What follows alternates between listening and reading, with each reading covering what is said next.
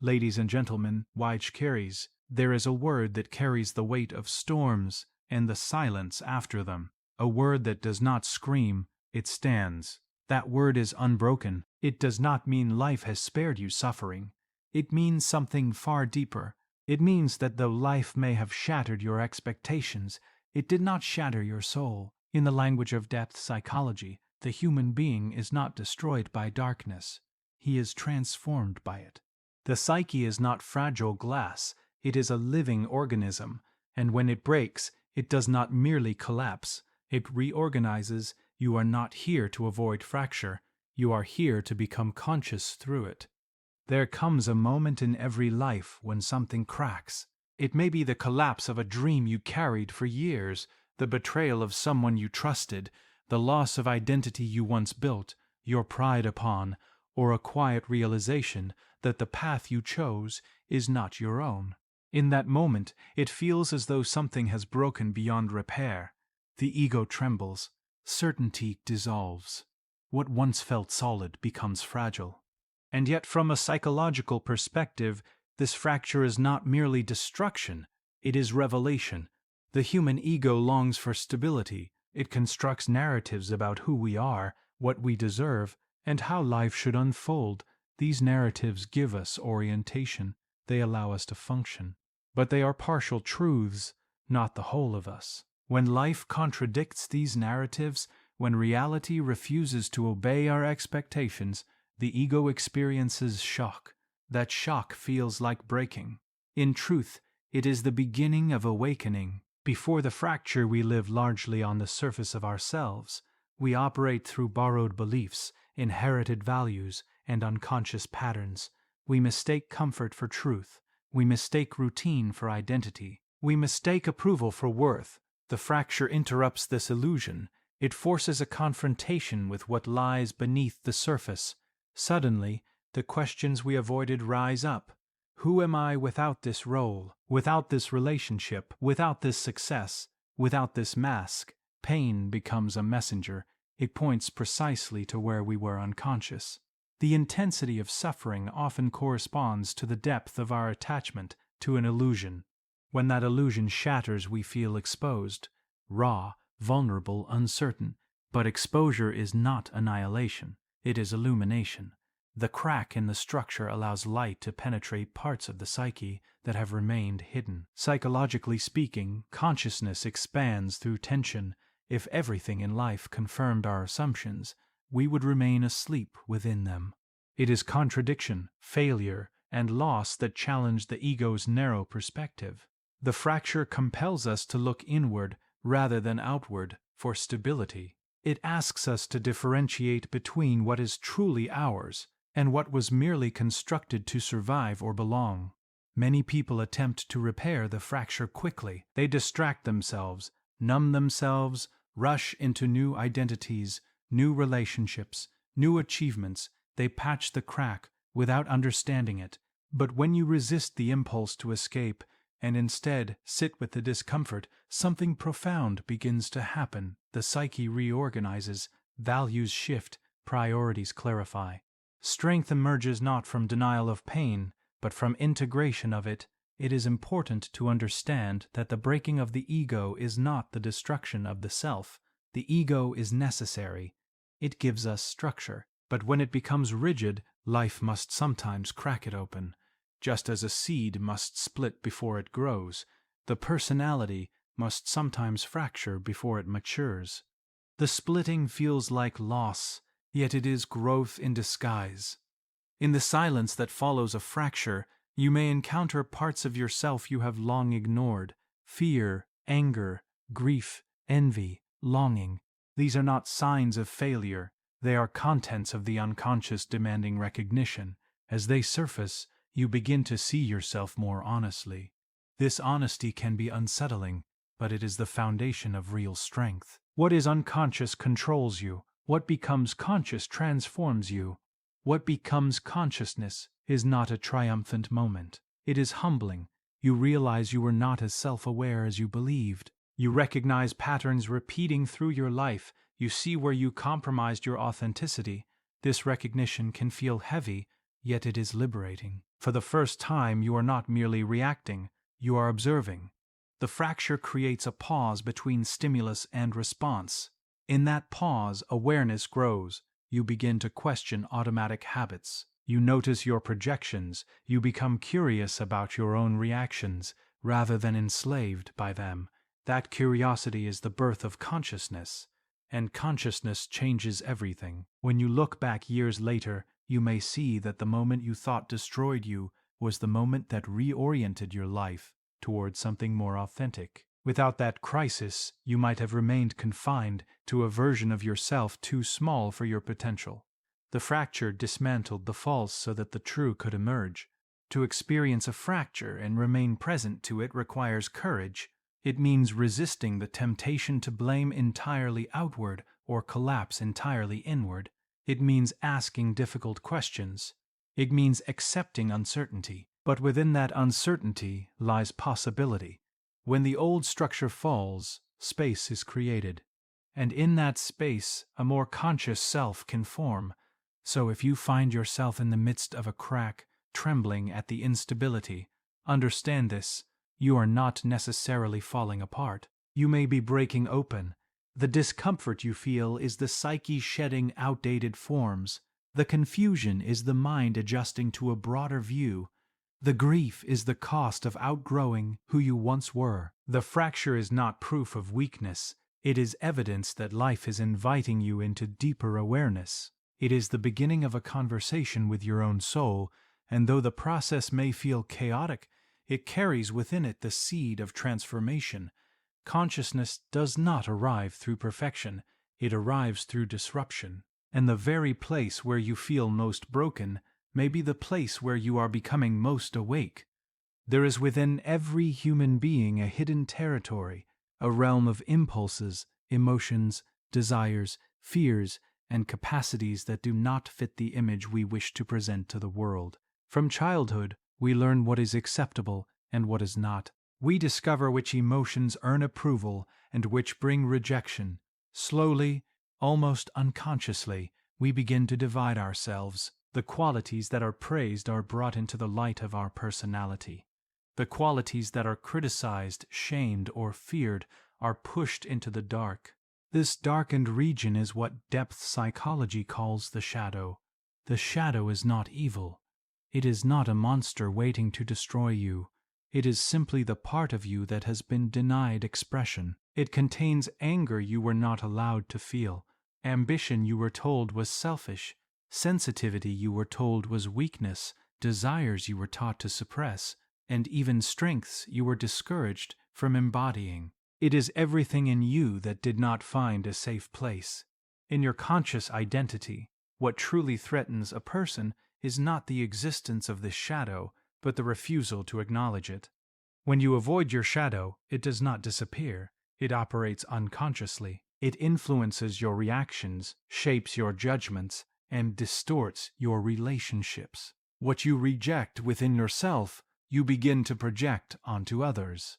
The arrogance you cannot admit in yourself becomes intolerable when you see it in someone else. The dishonesty you deny within becomes the trait you most fiercely condemn. The desire you refuse to recognize turns into envy, resentment, or secret compulsion. Avoidance creates fragmentation. You begin to live divided, one self for the world, and another hidden beneath. Maintaining this split requires enormous psychological energy. You must constantly defend your image, justify your reactions, and protect yourself from seeing what lies beneath. This tension exhausts you.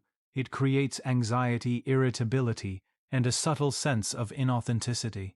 Over time, the weight of repression can feel like inner instability, and then you say, "I am breaking." The shadow seeks integration, not destruction. When it is ignored for too long, it forces its way into consciousness through sudden outbursts, irrational fears, self-sabotage, addictive behaviors, or destructive patterns in relationships. These eruptions are often misunderstood as weakness or moral failure. In reality, they are signals. They are attempts of the unconscious to restore balance. Consider anger. If you deny your anger completely, believing it makes you a bad person, It does not vanish, it accumulates in the dark. Eventually, it may emerge explosively in situations that do not justify its intensity. You are shocked by your own reaction. You wonder, where did that come from? It came from the shadow, from everything you refuse to feel consciously. The same is true for vulnerability. If you reject your need for closeness because you fear dependence, you may present yourself as self-sufficient and detached. Yet beneath that detachment lives loneliness. Avoiding this softer part of yourself does not make you strong. It isolates you. It limits your capacity for connection. The denial of vulnerability becomes the true source of suffering. When you begin to turn toward your shadow rather than away from it, something shifts. At first, it is uncomfortable. You may feel shame, fear, or resistance. You may discover traits that contradict your self-image, but this confrontation is not self-condemnation. It is self-expansion. To admit, I am capable of jealousy, does not make you jealous. It makes you conscious of jealousy. And what is conscious can be guided rather than blindly enacted. Integration does not mean indulging every impulse. It means recognizing its existence and understanding its origin. It means asking, what is this emotion trying to tell me? What need or wound lies beneath it? Often the shadow guards something vulnerable, a fear of inadequacy, a past humiliation, a longing for recognition. When you approach it with curiosity instead of judgment, you uncover depth rather than darkness. Avoidance shrinks you. Integration enlarges you. A person who denies their capacity for aggression may appear gentle, but they may also lack boundaries. A person who integrates their aggression consciously can say no, can protect themselves, can act decisively without cruelty. The energy once buried becomes available as strength. What you feared would destroy you becomes a resource. The tragedy is that many spend their lives fleeing from their own depths. They construct elaborate identities to avoid confronting discomfort. They surround themselves with distractions to avoid silence. But silence is precisely where the shadows spear. And until it is heard, there remains an undercurrent of unrest, a feeling that something within is unresolved. Facing the shadow requires courage because it dismantles the fantasy of moral superiority. It humbles you. You realize you are capable of both generosity and selfishness, compassion and cruelty, loyalty and betrayal. This realization can be unsettling, yet it is profoundly humanizing. When you accept your full range of potential, you become less judgmental toward others. You recognize in them what you have found in yourself. In truth, the shadow contains not only what is dark, but also what is powerful. Many people hide their brilliance, creativity, sensuality, or leadership because they fear standing out. These, too, fall into the shadow. By avoiding them, you limit your own vitality. Integration means reclaiming both the difficult and the magnificent aspects of your nature. To be psychologically whole is not to be purely good or endlessly positive. It is to hold awareness of your contradictions without being ruled by them. The more you know about your own depths, the less they control you from behind the scenes. You respond rather than react. You choose rather than compulsively repeat. The shadow does not break you. It is part of you. What breaks you is the lifelong effort to pretend it does not exist. What exhausts you is the war against yourself. When you turn toward your shadow with honesty and responsibility, you stop fragmenting. The inner division begins to heal. Energy that was spent on repression becomes available for growth. You feel more grounded, more real, more centered. Wholeness is not achieved by eliminating darkness. It is achieved by illuminating it, and when you do, you discover something unexpected. The parts of you that once seemed threatening were simply waiting to be acknowledged. In that acknowledgement, you do not fall apart. Right, you come together. There is a silent belief many people carry. If I were stronger, this would not have hurt me. If I were wiser, more mature, more evolved, I would not feel this pain so deeply. And so, when wounds appear in our lives, heartbreak, betrayal, humiliation, failure, rejection, we interpret them as evidence of inadequacy. We see scars, and assume weakness. We see vulnerability and assume deficiency, but the psyche does not understand wounds in this way. A wound is not proof that you are fragile, it is proof that you are open, and openness is not weakness, it is the condition for growth.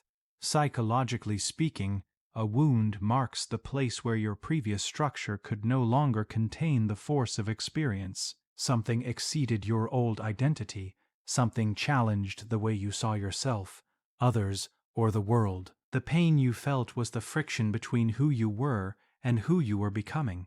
Every significant transformation begins with disorientation.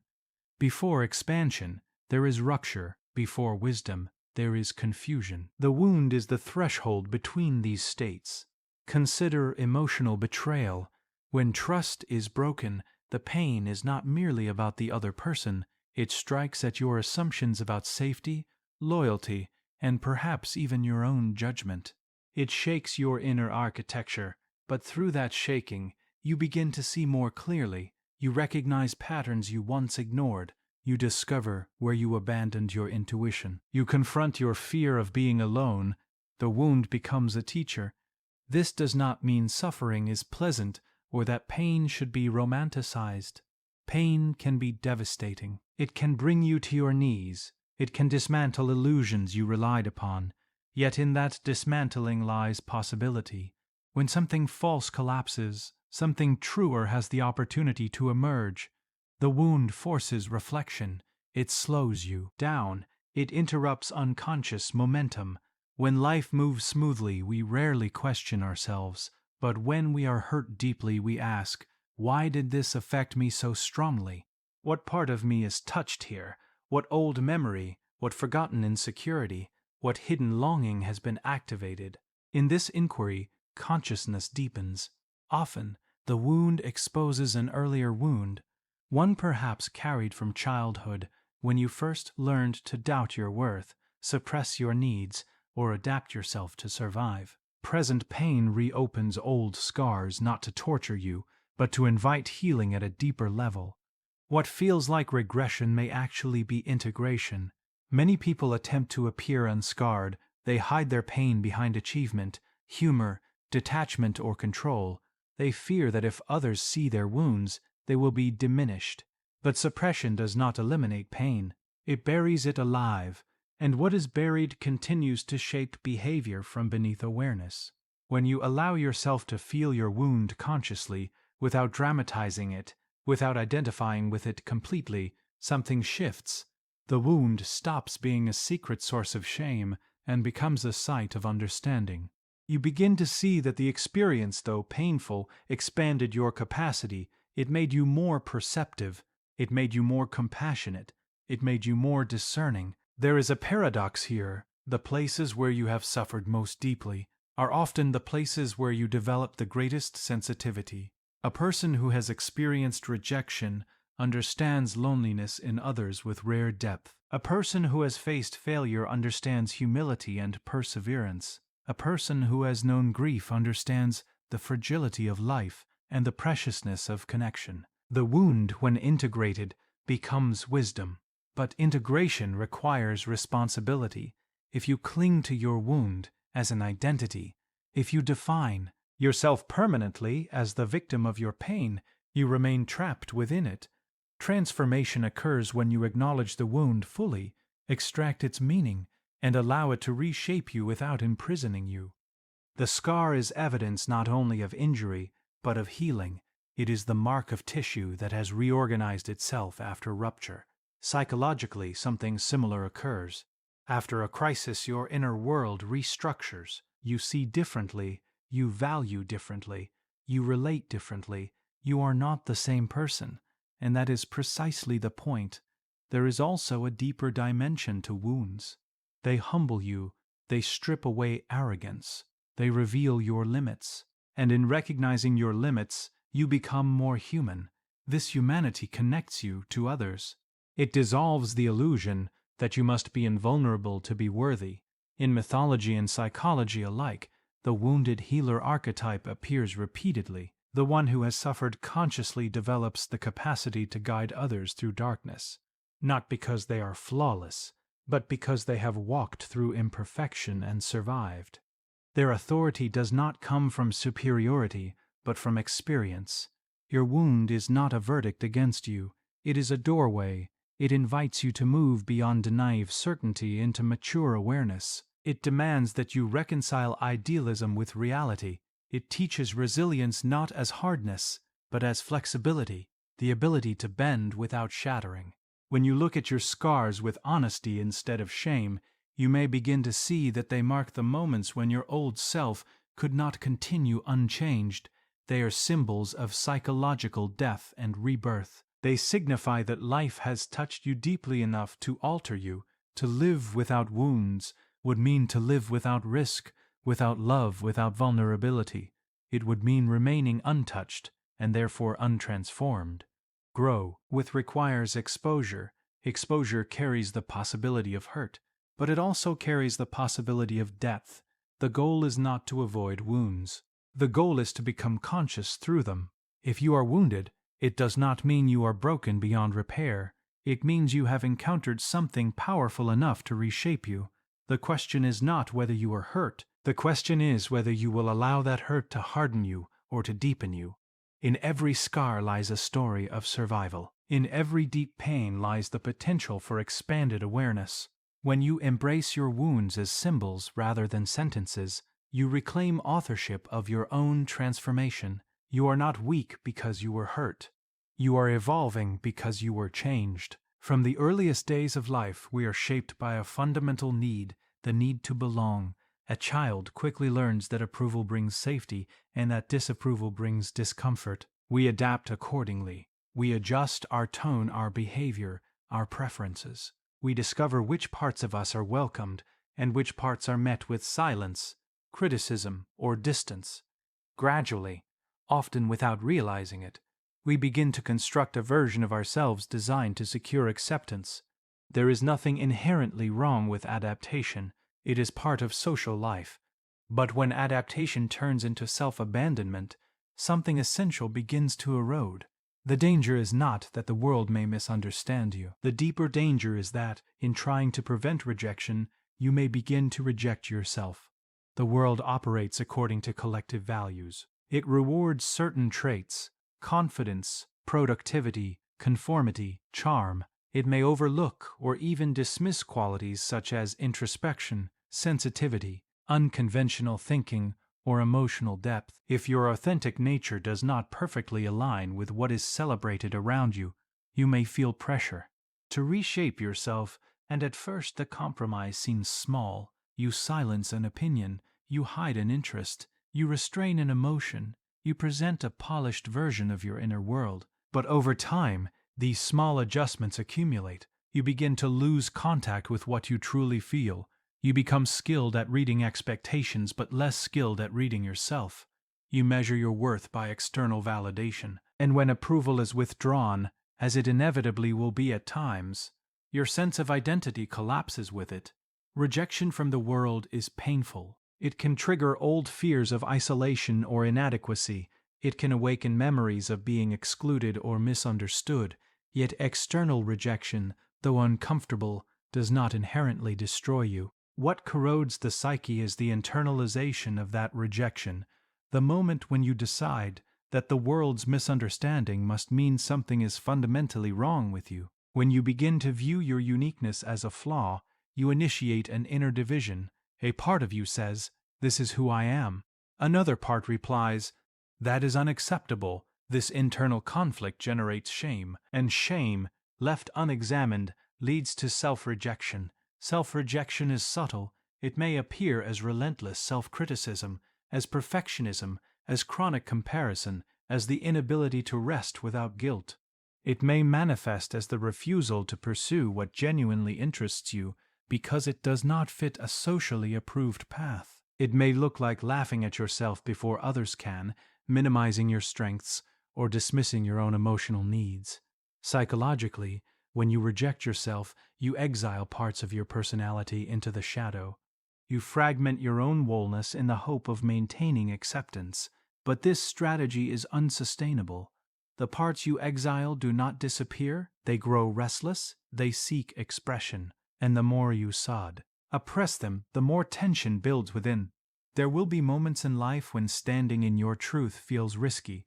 You may express an idea that others find unconventional. You may choose a path that diverges from family expectations. You may reveal vulnerability in an environment that prizes stoicism.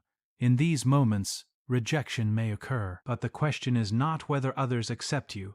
The deeper question is whether you can remain aligned with yourself despite their reaction. To refuse self-rejection requires courage.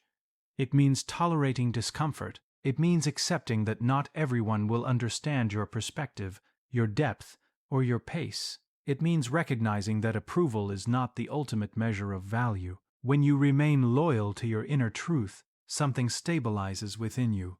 You may still feel disappointment when misunderstood, but your core does not collapse. You are anchored not in external applause, but in internal coherence. You know why you believe what you believe. You know why you choose what you choose. Even if others disagree, you are not at war with yourself. This does not imply stubbornness or rigidity. Remaining true to yourself does not mean refusing feedback or growth. It means discerning between constructive reflection and projections that do not belong to you. It means asking, is this criticism revealing something I need to integrate, or is it simply a difference in values? Such discernment protects your integrity. There is also a deeper freedom in accepting yourself fully. When you no longer spend energy hiding essential parts of who you are, you become more relaxed, more authentic, more grounded. Relationships shift. Some may fall away because they were built upon a false version of you. Others will deepen because they are now rooted in honesty. Paradoxically, when you stop chasing universal acceptance, you often attract more meaningful connection. Authenticity resonates. Even those who do not fully understand you can sense when you are genuine, and genuineness commands a quiet respect. The world is diverse, and its standards change constantly. If you tie your identity entirely to shifting external approval, you will always feel unstable. But if you cultivate a relationship with yourself, one built on honesty, compassion, and accountability, you create an inner home, and from that home you can engage with the world without losing yourself within it. Rejection will occur. It is an inevitable aspect of human life. Not everyone will agree with your choices. Not everyone will appreciate your temperament. Not everyone will see your intentions clearly. But disagreement is not condemnation, and misunderstanding is not proof of unworthiness. The most devastating form of rejection is the one you enact against your own being, when you decide that your natural inclinations must be suppressed. To deserve belonging, you shrink your potential. When you silence your voice to avoid conflict, you weaken your authenticity. When you deny your emotional truth to maintain an image, you distance yourself from your own soul. To live fully requires the willingness to be seen as you are, imperfect, evolving, distinct. It requires the humility to admit flaws and the strength to embrace uniqueness. It requires holding your ground gently but firmly when external pressures attempt to reshape you into something inauthentic. You may not control how the world responds to you, but you can choose your response to yourself. You can decide to treat your inner experience with respect. You can commit to understanding your motivations rather than condemning them impulsively. You can cultivate self-trust by honoring your values, even when they are not universally applauded. When you do this, rejection loses its power to define you. It becomes feedback, not a verdict. It becomes information, not identity. That is part of navigating collective life. But if you remain aligned with your inner truth, if you refuse to abandon yourself for the comfort of approval, you preserve something invaluable: integrity. And integrity, once established, becomes a foundation no external judgment can easily shake. Wholeness is not perfection. It is integration. Expend it more lengthy, without heading. From early childhood, many of us are taught, directly or indirectly, that the goal of life is perfection. Be better. Be smarter, be calmer, be more successful, be less emotional, less flawed, less complicated. We internalize the belief that to be whole is to eliminate weakness, to purify ourselves of contradiction, to polish away everything that appears messy or uncertain. But the human psyche does not function according to the logic of perfection. It functions according to the law of integration. Perfection is an ideal of the ego. Wholeness is a reality of the soul. Perfection demands that you amputate the parts of yourself that do not fit a certain image.